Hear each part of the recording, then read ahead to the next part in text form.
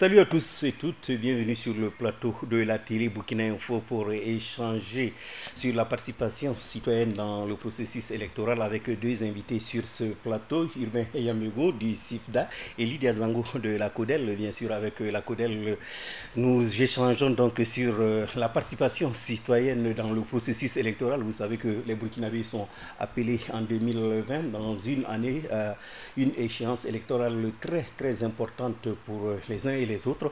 Avec donc nos deux invités, nous allons essayer de commenter ce sujet. Lydia Zango, nous commençons par vous. C'est vrai que la CODEL, il faut bien la connaître, même si elle existe, ça fait quelques années dans ce pays. Alors, est-ce que vous pouvez nous parler un peu de la CODEL? Okay, merci beaucoup. Donc, la CODEL, c'est une organisation de la société civile. C'est une coalition d'organisations qui a été créée en 2015, en juillet 2015. Vous vous rappelez le contexte, c'était en période de transition et le Burkina se préparait à organiser des élections. Donc une coalition d'organisations a décidé de mettre ensemble leurs initiatives, leurs efforts pour un monitoring du processus électoral à l'époque. Et la CODEL a fait une observation des élections assez proactive qui a contribué en tout cas à donner de l'information durant tout le processus sur ce qui marchait et des dysfonctionnements éventuels. Il a contribué à corriger certains, les dysfonctionnements mineurs. Et aussi, la CODEL a poursuivi ses activités au cours des élections municipales aussi. C'était une innovation que de faire une observation avec une situation room électorale pour des municipales. Après ça, les organisations membres de la CODEL ont décidé de continuer, de ne pas laisser cette organisation mourir parce qu'il y a des expériences qui ont été capitalisées, des capacités qui ont été renforcées.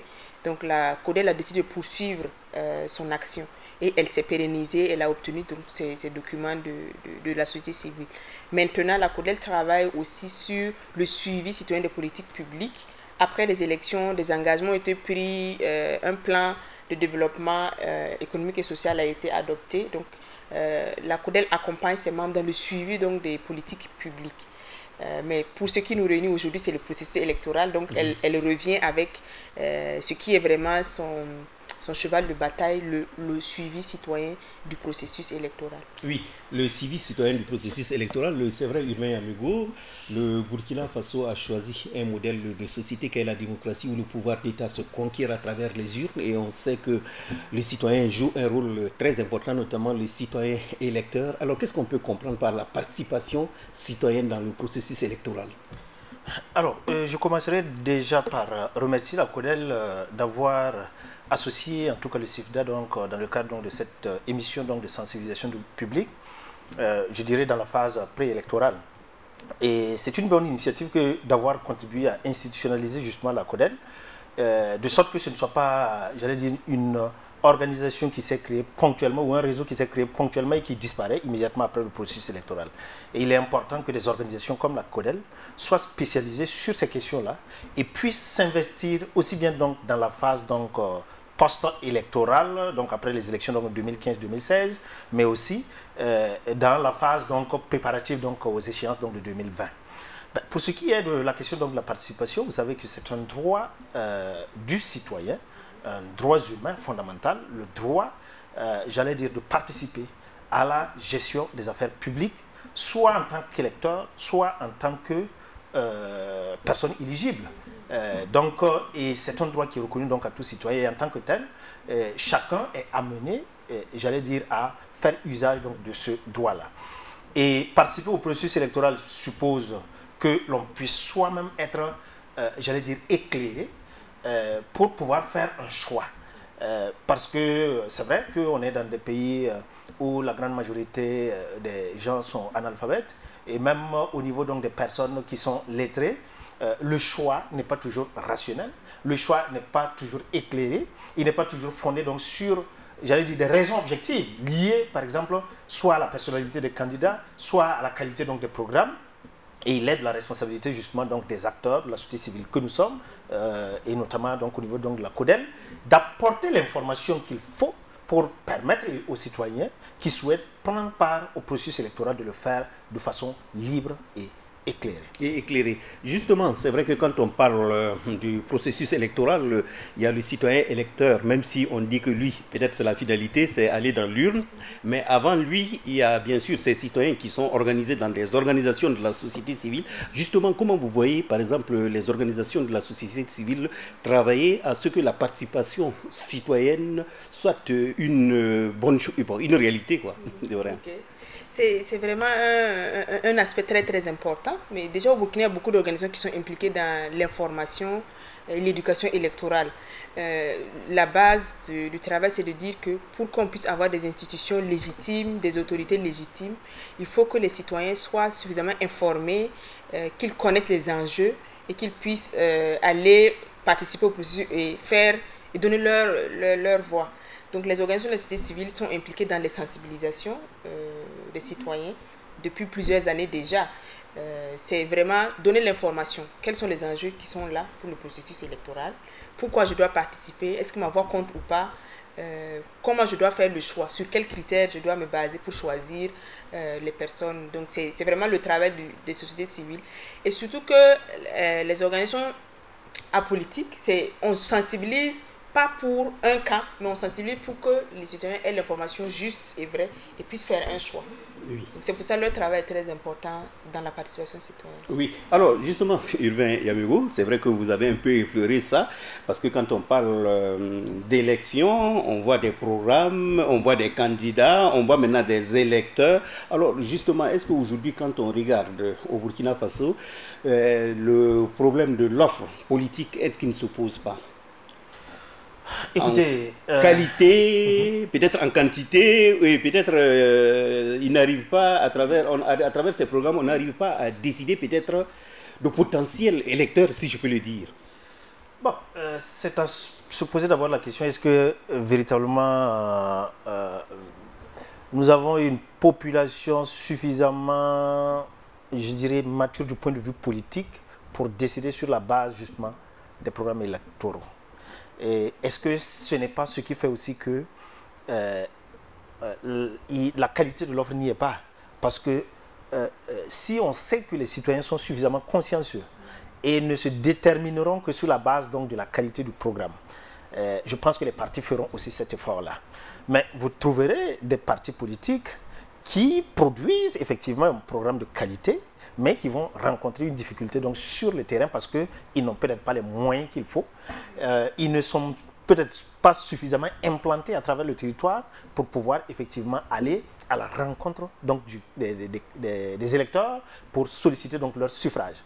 Donc, moi, je n'irai pas, entre guillemets, insulter la qualité de nos acteurs politiques en disant que l'offre politique n'y est pas, mais néanmoins, je pense qu'il y a encore beaucoup d'efforts à faire et à conjuguer aussi bien la nécessité d'aller donc à la recherche de l'électorat par tous les moyens avec la nécessité de proposer quelque chose qui soit de qualité, mais qui soit aussi surtout réaliste et réalisable. Parce que bon, souvent on fourmille d'idées, notamment quand on est dans la phase donc préélectorale. On bâtit des programmes qui sont mirobolants, mais quand on se retrouve au pouvoir, pour la mise en œuvre, ça devient très compliqué. Et ça contribue aussi à décrédibiliser la parole politique et à, j'allais dire, détériorer la confiance que le citoyen peut avoir à l'égard de l'homme politique. Et donc, moi je pense qu'il faut véritablement, il faut aussi, surtout que les partis aussi, fassent le travail qu'il faut. Parce que nous, comme Mme Zanga le disait, nous, en tant qu'acteurs de la société civile, notre responsabilité est d'informer, d'éclairer le citoyen pour lui permettre de faire le choix. Mais ce n'est pas nous qui allons parler des programmes, des candidats.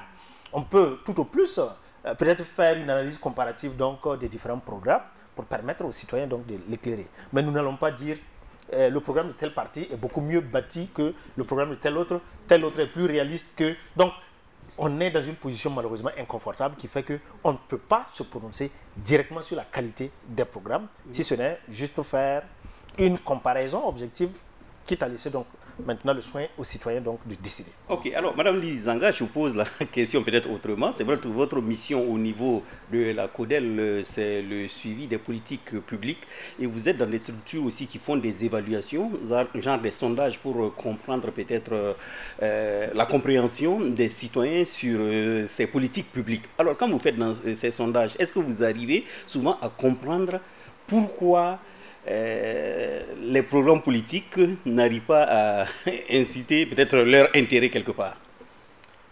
Bon, je ne sais pas quoi aussi, je comprends bien votre question, Oui. Mais ce qu'on veut dire, c'est que, pour revenir à l'offre, moi je dirais que l'offre politique aussi à l'image de notre société, de notre pays, de qui nous sommes aussi. Donc c'est ce qu'il y a sur le marché qui est présenté aux citoyens. Mais en même temps aussi, je ne sais pas si je vais répondre précisément à ce que vous voulez, ce que vous posez comme question, mais ce que je veux dire... gagner les élections ne dépend pas forcément toujours de l'offre, de ce que tu proposes aux citoyens.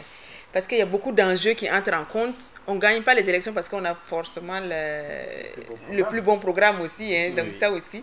Parce qu'il y a beaucoup d'autres paramètres à prendre en compte pour gagner les élections. Donc on sait que les élections se jouent souvent sur des critères... bon, ils ne sont pas très objectifs. Voilà, mais ils sont pas très objectifs. Voilà, dans les sondages, ce que je veux dire... Bon, les citoyens expriment leur point de vue sur les programmes souvent. Bon, généralement, on arrive à voir qu'on encadre les principaux problèmes du pays. Ça, on voit ça souvent dans les programmes. On arrive à encadrer les différents problèmes, les différents défis auxquels on est confronté.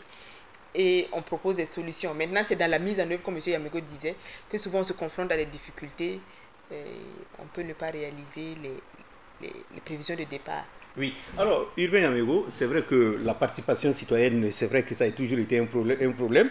Quand on regarde du début des indépendances, je pense que c'était le référendum constitutionnel, on avait peut-être 1 million et quelques. Après, en 1977, il y a eu un référendum populaire aussi, on avait à peu près 2 millions. C'est vrai qu'on a eu cette élection où il y a eu un ballotage en 78. Quand on regarde, on avait à peu près pas plus, peut-être 2 à 3 millions d'électeurs. Sous la 4e République avec Blaise Compaoré, bon, on n'a jamais dépassé les 4 à 5 millions d'inscrits, alors qu'on a un potentiel électoral qui est très vaste. Alors, est-ce que ça dit que quelque part, le travail n'est pas fait pour amener d'abord les Burkinabés à s'inscrire uniquement sur les listes?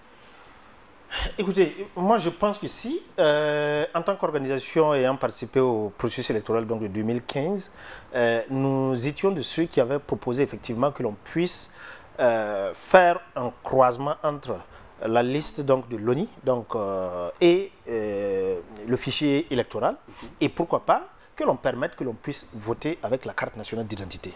Sur cette base-là, on sait combien de personnes détiennent des cartes nationales d'identité et combien peuvent effectivement donc potentiellement aller voter. Mais vous avez des gens qui ont la carte nationale d'identité burkinabé, mais qui ne se sont pas forcément inscrits donc sur les listes électorales, donc ne disposent pas de carte électorale. Et ça réduit justement le nombre potentiel de personnes donc, qui puissent aller voter. Alors que si on avait utilisé, en tout cas, bon, de toute façon, ça a été un débat entre acteurs politiques, ils ont fini par trancher, tant mieux, mais nous, en tant qu'organisation de la société civile, notre position a toujours été ainsi. Et dans les démocraties avancées, vous ne trouverez plus de carte électorale. C'est une aberration. Donc, à partir du moment où vous êtes identifié et que vous avez d'ailleurs un numéro d'identifiant unique, et à partir de là, on peut vous tracer et vous avez la possibilité de pouvoir effectivement donc, aller voter. Donc moi je pense que notre mode d'enrôlement est tel que ça ne permet pas toujours d'avoir les gens. Et il y a des gens qui vont avoir leur carte d'électeur et qui, à quelques jours des élections, vont le perdre. Ces gens-là ne vont pas avoir le réflexe forcément d'aller se faire établir donc un duplicata ou un truc pour pouvoir voter. Et donc tout ça, ça réduit le champ des possibles. Bon, sans oublier qu'on ne fait pas forcément d'efforts particuliers pour aller vers les structures donc, qui sont chargées ou dans le cadre donc, des opérations d'enrôlement. Ce qui réduit, donc on est plus, je dirais, à l'aise de s'asseoir dans son salon avec son téléphone donc, pour critiquer. Mais juste se lever, aller à 500 mètres de son domicile, dans une école où la représentation donc, de la CENI est là pour vous enrôler, c'est très compliqué pour les gens. Donc tout ça cause véritablement problème et je pense que aussi bien au niveau donc, de la CENI, au niveau des autorités politiques, au niveau des partis politiques, qu'au niveau donc, des organisations de la société civile, il y a nécessité de réfléchir véritablement ensemble pour voir comment est-ce qu'on peut faciliter véritablement la participation politique. Oui. Alors justement, Madame Lydia Zongo, c'est vrai que le président de la Commission électorale nationale indépendante, Monsieur Barry, ou bien oui, je pense bien, hein, c'est son nom, hein? D'accord, Newton Mohamed Barry, voilà, il disait que la rubrique la plus importante, bien sûr, c'est celle liée au fichier électoral. Voilà, là, quand on parle de la révision des listes électorales, entre autres, justement, quel travail, par exemple, vous, en tant qu'organisation de la société civile, vous faites pour que réellement, peut-être on peut dire qu'il y ait des consensus, qu'on puisse accepter certaines choses pour permettre au maximum d'électeurs d'être enrôlés? C'est vrai que le fichier électoral, c'est un gros défi pour le processus. M. Yamego a dit quelque chose sur lequel je vais aussi revenir. C'est le nombre d'inscrits. Donc, sur le fichier actuel de la CENI, il y a environ 5 millions de personnes qui sont inscrites, qui ont les cartes d'électeurs. Mais l'ONI, quand on a rencontré l'ONI nous dit qu'ils ont environ 8 millions de personnes de Burkinabé qui ont l'âge de voter et qui ont les CNIB. Donc, ils parlent des CNIB actives. Donc, ça veut dire qu'il y a un gap de 3 millions qui ne sont pas sur le fichier électoral. Donc, déjà, le processus de révision qui va commencer en janvier, il y a ce défi-là de faire inscrire ces personnes-là sur le fichier. Donc, il faut au moins pouvoir quitter de 5 millions à 8 millions. Ça, ce serait un exploit. Et même que dans les projections qui ont été faites avec l'INSD, c'est des chiffres que la CENI nous avait communiqués lors d'une rencontre, on parle même de projection de 10 millions en 2020 de personnes en âge de voter, de Burkinabé en âge de voter. Donc il y a tout un potentiel important à aller chercher. Donc qu'est-ce que nous on peut faire? Et si on ajoute les Burkinabé de l'étranger. Donc nous, ce qu'on doit faire au niveau de la société civile, puisque nous on veut que des institutions légitimes soient issues des élections, que des autorités légitimes soient issues des élections et qu'il y ait une certaine représentativité de l'échantillon des Burkinabés sur le fichier. Donc il faut vraiment travailler à des sensibilisations et des informations. Déjà, ce qu'on envisage de faire, c'est par rapport aux cartes nationales d'identité burkinabé. Que les citoyens puissent l'avoir avant janvier. Janvier, on commence les révisions des listes. Mais pour la CNP, il y a quelques défis. Au niveau de l'ONI, ils ont des défis aussi de moyens financiers pour déployer des missions terrain, ça il faut le dire, pour déployer des missions de grande envergure pour pouvoir délivrer les cartes nationales d'identité. Donc on fait aussi des plaidoyers pour que l'État appuie cette institution-là pour pouvoir délivrer les CNB à ceux qui veulent avant la période. Donc puisqu'on ne peut plus s'inscrire sur le fichier électoral avec un autre document à part la CNB et le passeport. Tous les Burkinabés qui n'auront pas ces papiers ne pourront pas. Mais l'ONI, il faudrait vraiment que l'ONI... Ils font des efforts, il y a déjà des publicités qu'on voit en ville. Mais pour pouvoir déployer des équipes, pas seulement à Ouagadougou, à Bobo-Dioulasso, mais partout où le besoin se fait sentir, il faut un accompagnement. Donc les organisations de société civile font ça. Ou au besoin, on demande à certains partenaires de financer directement l'établissement des cartes, ce qui aussi est en cours. Pour faciliter le travail, mais c'est un gros enjeu. Oui. Et après ça, il faut sensibiliser, il faut donner l'information. Même si la situation est dure actuellement au pays, on a des problèmes, il faut aller parce que ça fait partie aussi du fonctionnement normal de nos institutions. Oui, alors c'est vrai que Urbain Yamego, elle a soulevé les défis. C'est vrai, si on se projette pour l'élection à venir, l'échéance électorale de 2020, le processus a déjà commencé avec la mise en place des démembrements de la CENI, que ce soit au niveau national ou bien dans nos ambassades à l'étranger.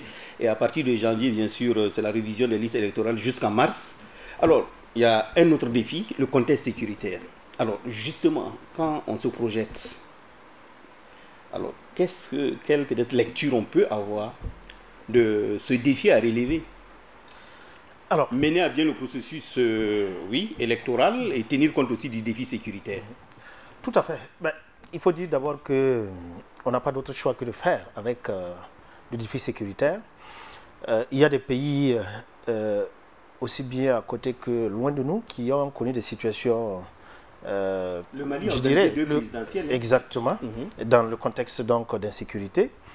En Afghanistan, depuis des années, au Pakistan, depuis des années, voilà, il y a des parties du territoire qui ne sont pas toujours sous contrôle de l'autorité, mais malgré tout, on organise donc des élections. C'est vrai, malheureusement, il y en a qui vont se retrouver exclus de fait du processus électoral parce qu'on n'aura pas la possibilité peut-être d'aller au plus petit hameau mettre un bureau de vote parce qu'on n'aura pas les moyens d'en assurer donc, la sécurité. Mais néanmoins, je pense que c'est fondamental que l'élection puisse se tenir et à bonne date. Parce que c'est important de pouvoir, comme Mme Zanga l'avait dit, relégitimer l'autorité. Quand je dis légitimer l'autorité, ça veut dire quoi?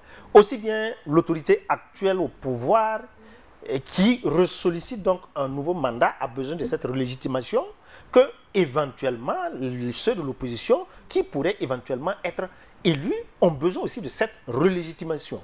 Et c'est important que le peuple puisse dire dans ce contexte-là, nous choisissons donc de confier notre destin à telle personne.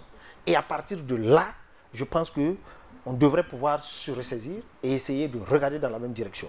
Donc, si c'est les mêmes autorités qui sont reconduites, ben, il faudra les accompagner. Si c'est l'opposition donc qui gagne les élections, naturellement, il faudra aussi les accompagner parce que ce qui est en jeu, c'est l'intérêt supérieur de la nation. Ce n'est pas un intérêt partisan. Et donc, il est important, certes, de tenir compte donc, de cette situation. Et cette situation est d'autant plus dramatique que ça occasionne beaucoup de déplacements de population. Et c'est autant de personnes qui pourraient avoir donc des cartes d'électeurs, mais qui ne pourraient pas voter. Et d'ailleurs, ou alors, ben, vous savez, quand on se retrouve donc dans ce contexte d'insécurité, où on fuit pour préserver sa vie, je pense que la chose qu'on souhaite porter sur soi quand on se sauve, ce n'est pas la carte d'électeur.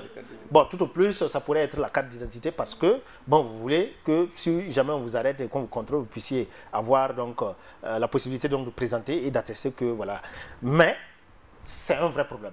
Et moi, je pense qu'il appartient à la CENI et aux autorités donc, politiques de voir comment est-ce qu'on peut résoudre ce problème-là et permettre donc aux populations qui sont déplacées de pouvoir néanmoins donc, participer donc, au processus électoral. Oui. D'accord. Est-ce que dans ce cadre de figure aussi, on peut dire que les OEC ont un rôle à jouer? Tout à fait. On a un rôle important. Et nous aussi, on pense qu'il faut aller aux élections, malgré la situation difficile. Beaucoup hésitent, on se pose des questions, c'est normal, il y a des incertitudes, mais il faut aller, il faut poursuivre le processus dans la mesure du possible. Parce que, comme aime le dire Maître Alidou, le président de la CODEL, il dit que faire fonctionner les institutions aussi, c'est une façon de lutter contre... De résister, de lutter contre ceux qui nous veulent du mal. Donc, il faut y aller. Maintenant, nous, ce qu'on peut faire, c'est vraiment contribuer à ce que les citoyens aient les bonnes informations et qu'on puisse communiquer de façon correcte. Il est difficile d'aller dire à des populations déplacées qui ont fui leur village, bon, il y a des élections qui arrivent, allez chercher vos CNIB, bientôt enrôlez-vous, on va voter. C'est difficile. Il faut trouver une communication pertinente selon le contexte adapté pour dire la situation est difficile, mais peut-être les élections peuvent être aussi le moyen de nous dire, ok, quelle est l'offre qui me rassure et que je demande à un tel vient et prend les choses en main, peut-être que on va s'en sortir. Donc notre travail, c'est vraiment d'apporter ce message aussi. C'est difficile, mais il faut y aller. Il faut y aller. Alors, oui, ce que je peux ajouter, c'est que bon, pour faire la CNV aussi, il y a un minimum, l'acte de naissance. Et il y a des populations qui sont à risque d'apatridie au Burkina Faso. Il y a un nombre de populations qui ne disposent d'aucun document d'identité. Pas d'acte de naissance. Et comment voulez-vous que ces gens-là puissent justement faire éventuellement donc, des cartes nationales d'identité pour voter? Donc, il faut effectivement que ce soit au niveau des organisations de la société civile ou les partenaires, que l'on puisse accompagner les populations donc, dans l'acquisition déjà des jugements supplétifs d'actes de naissance et éventuellement pour ceux qui le souhaitent donc de certificats de nationalité pour permettre effectivement d'établir donc les documents d'identité qui leur permettent de pouvoir s'enrôler et de pouvoir voter éventuellement. Et je pense que c'est dans cette période-là, qui est une période charnière, qu'il faut le faire. Pour ce qui est du CIVDA, nous avons un projet avec le HCR dans cette optique-là, et nous devons, dans certaines régions donc, du Burkina Faso, notamment donc, au centre-nord, au sud-ouest, mais aussi du côté donc, des hauts bassins, justement travailler à faire de telle sorte que ceux qui ne disposent pas donc, du document de jugement supplétif d'acte de naissance ou de certificat de nationalité puissent donc les avoir, et à partir de là aussi, puissent aussi établir donc les cartes nationales d'identité burkinabé. Mais il faut, en lien toujours avec la question de la sécurité, dire que des informations que nous avons, il y a des localités où Les groupes terroristes, quand ils arrivent, ils récupèrent les pièces d'identité des gens et ils brûlent. Et donc, ça, c'est un vrai problème. C'est un vrai problème parce que, ça expose déjà ces populations. Quand vous vous retrouvez sans identité, on peut faire de l'amalgame et malheureusement, vous pouvez être confronté à des difficultés dans des zones souvent très à risque. Ensuite, c'est votre lien avec l'État en fait qu'on brise. Et donc, il est important de travailler à identifier ces zones-là et voir dans quelle mesure est-ce que l'État peut intervenir véritablement pour éviter, pour arrêter ça. Sinon, s'il y a beaucoup de zones où des gens qui disposent déjà donc de CNIB se retrouvent sans CNIB simplement parce qu'ils ont été attaqués, leurs CNIB ont été détruites, ça va causer véritablement problème. Oui, alors, Madame Lydia Zangar, c'est vrai qu'il ne nous reste plus beaucoup de temps. Alors, j'aimerais savoir, c'est vrai, vous dites qu'il faut qu'on fasse des efforts, notamment pour la mobilisation citoyenne. Alors, est-ce qu'il y a des passerelles entre vous, les organisations de la société civile et les partis politiques, pour travailler dans ce sens, à mobiliser les uns et les autres, ou bien chacun est dans son coin? Bon, on trouve des créneaux, en tout cas on trouve des créneaux pour se parler. Dans le cadre de nos activités, nous, on a beaucoup de plaidoyers à l'endroit des autorités, mais on a aussi des passerelles avec les partis politiques aussi. L'idée, c'est vraiment c'est surtout aucun aussi s'implique dans l'éducation citoyenne. C'est un devoir constitutionnel, je dirais. Donc, on ne crée pas un parti politique et puis on s'assoit, on attend les élections. Mais il faut contribuer à l'éducation, à l'information des citoyens. Bon, même si eux, ils ajoutent un peu ils ont un parti pris, mais il faut contribuer à l'éveil des consciences. Donc, nous, ces passerelles, c'est aussi interpeller ces acteurs politiques-là à ne pas faire seulement que des calculs politiciens, mais c'est aussi contribuer à l'éveil des citoyens. Et aussi dans le sens de la pacification du processus, voilà, qui est très, très important. Et dans le consensus qu'ils doivent aussi trouver. Et donc, profite parler du dialogue politique qui s'est passé en juillet 2019, où en tout cas on peut saluer l'effort de consensus qui a été trouvé pour qu'on puisse engager le processus. Mais il y a encore des défis qui arrivent et il faut encore cet effort de consensus, sinon on ne va pas s'en sortir. Oui, alors Urbain, on termine avec vous. Alors, comment faire savoir aux citoyens que c'est bon de critiquer l'action gouvernementale, mais avant de critiquer, il a deux droits, le droit de voter et le droit de se choisir un gouvernant qu'il pourra forcément critiquer si le gouvernement ne va pas dans le sens peut-être de ses attentes. Alors. Oui, justement, le droit même de se présenter en tant que candidat. D'autant plus que les candidatures donc, indépendantes donc, sont désormais reconnues, autorisées. Voilà. Donc il faut que les citoyens aient conscience que critiquer c'est bon, agir c'est encore mieux. Et vous avez la possibilité effectivement, en tant que citoyen, disposant donc de l'entièreté donc de vos droits civiques, de pouvoir éventuellement vous engager dans un parti politique si vous le souhaitez, de pouvoir prétendre à un mandat si vous le souhaitez, et si vous en avez les capacités, mais aussi de pouvoir voter, vous exprimer, parce que rester juste sur les réseaux sociaux donc à critiquer ne suffit pas. S'il faut sanctionner, il faut sanctionner, s'il faut aussi adouber, il faut adouber. Et utiliser votre bulletin, c'est quelque chose de fondamental. Et puis par-dessus tout, je pense aussi qu'il faut que les uns et les autres prennent conscience qu'il est de la responsabilité de tous de s'engager, non seulement à agir nous-mêmes, à exercer nos droits, mais aussi à pousser les autres à exercer leurs droits. Et je pense que si chacun de tous ceux qui sont éclairés, entre guillemets, qui ont conscience de leurs responsabilités et qui s'engagent à l'action, réussissait à convaincre quelques autres personnes, je pense que les 8-10 millions de personnes donc, potentiels qui peuvent donc s'enrôler, on pourrait les atteindre et mieux, on aura un taux de participation en tout cas assez important. Merci à vous Urbain Hemego du CIFDA et Madame Lydia Zango de la CODEL, ensemble sur ce plateau pour parler bien sûr de cette participation citoyenne à l'échéance électorale de 2020. C'est tout pour ce numéro. On se retrouve dans quelques jours pour un autre numéro sur ces questions électorales.